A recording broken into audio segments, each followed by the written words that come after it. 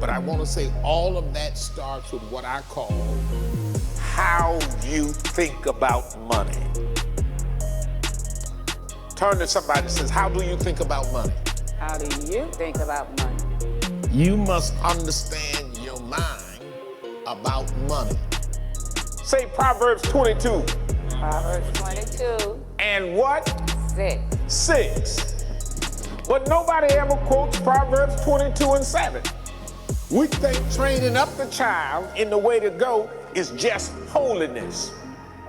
It says, 22 and 7 says, because the rich ruleth over the poor. The rich ruleth over the poor.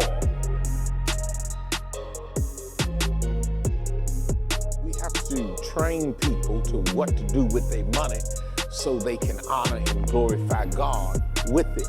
Growing up in my household, we also learned about money through saving and opening accounts, but we didn't really know about investing until I met Pastor Hines. Okay, how many of you in your 30s? How many of you in your 40s? How many of you in your 50s? How many of you in your 60s? How many of you in your 70s? We have a cross-section of age groups, but we have a teenager who's taking the same initiative as the 70, the 60, the 50, the 40, the 30, the 20. Let's give her a hand.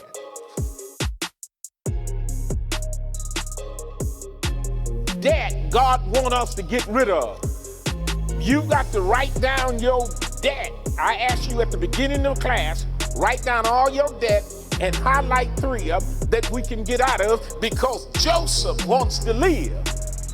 Daddy wants to eat. Eating is not more important than life or death. You got to look at your debt as a serious problem in your life. Every home should have a budget and a mission statement. Show them what you was trying to show me. Now, this is how she was doing. She's like, no, put one leg over, then high. I was like, oh, you gonna teach me like I ain't got no rhythm? Come on, do that again. Let me see that again. Let me see that again. I said that to close the class is, challenge yourself to step up in life and learn the new move. Over 30 years, I developed what I didn't know was a vision board. And what I mean was pots of money for different things in my life. Her house paid off. So I would have on my vision board, house paid off. Now let's create a plan to pay off your house. Let's do that. Throughout this class, I've been really taking in everything that Pastor Hines has been talking about and Mother Hines, and I am in a position now to where I paid off a majority of my debt. Yes, thank God.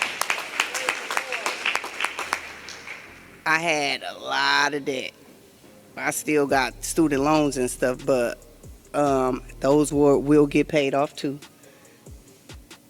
But the little things that stay on you, that's tedious on you, those bills, that the credit cards, I paid off all my credit cards. I had 2 lawsuits against me for not paying. One was a school that I went to get my bachelor's degree. A semester I couldn't pay for that the school that my job was supposed to reimburse me for. They took me to court. I was able to settle that, and I was able to also settle another credit card that they had took me to court for, which I had the money to pay the entire amount, but I talked to them. I was able to talk them down and settle, which that was a blessing, because I'm able to utilize that money in other areas to pay off other debts that I had. So now I'm positioning myself, clearing my debt, to now create other streams of income with that extra income that God has blessed me with. And I'm extremely thankful.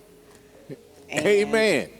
Let's give her a belief mom a hand. After last week's class, I did go home and looked at those credit cards and the interest rate, and of course was astonished of what I was paying.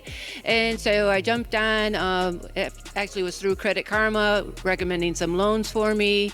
So I got on and applied, and basically the percentage of that loan was well under what I was paying on the average for the ones I did have. And after calculating it all, I said, I filled out the application, and I'm just at the final end of, signing. But all in all, the money difference ends up changing. Like $375 of my monthly income has switched over to the positive that I can reinvest or reuse for something else. So thank you. Amen.